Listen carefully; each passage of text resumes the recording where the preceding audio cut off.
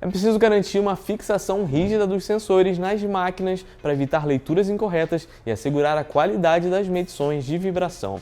Nesse vídeo veremos os 3 métodos de fixação do Smart Track. Cada máquina tem seus níveis de vibração e especificidades técnicas que devem ser avaliadas ao definir a forma de fixar o sensor. A temperatura da superfície, o ponto a ser monitorado e até mesmo o ambiente pode direcionar o método mais adequado de instalar o Smart Track. O primeiro método e o mais utilizado é fixar o Smart através do adesivo epóxi. A ideia é que ele vai unir a superfície da base com a carcaça do equipamento e ela vai ficar bem presa ali.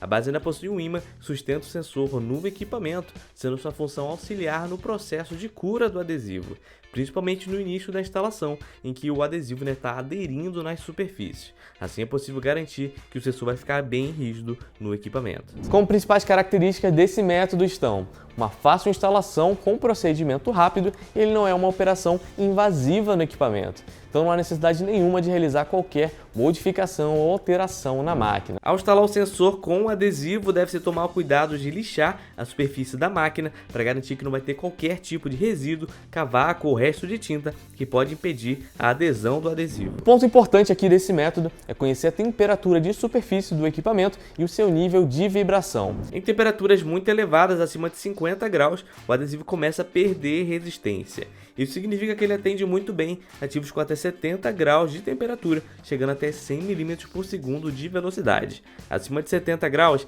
ele atende velocidade de até 50 mm por segundo e acima de 80, temos que partir para outros métodos de fixação que veremos em seguida.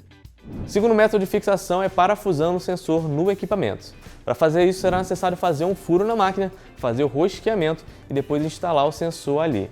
Aí ele vai ficar fixo diretamente no ativo. Como característica desse método, o sensor vai ficar preso ali diretamente no ativo e aí é necessário realizar o procedimento de furação. Então, na hora de fazer o furo, deve-se analisar a espessura da carcaça, se ela realmente suporta uma furação, sem causar qualquer dano aos componentes internos. Por exemplo, no caso de motores de baixa potência, geralmente eles possuem um gap, ou seja, um espaço entre o estator até a carcaça, que possibilita esse método. Enquanto motores maiores tendem a utilizar muito esse espaço interno, de forma que o estator vai estar muito próximo ali da carcaça, então tudo isso tem que ser muito bem avaliado aí na sua máquina.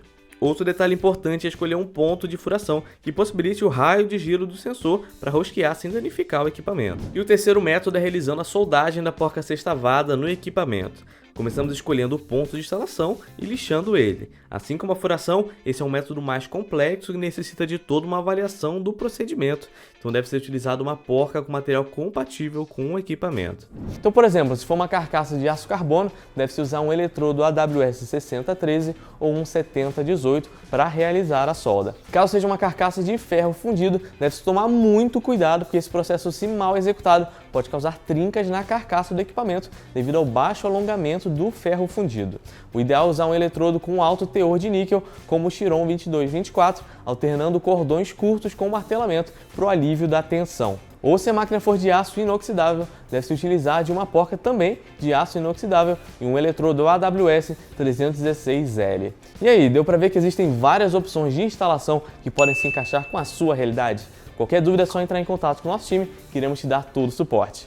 Até mais!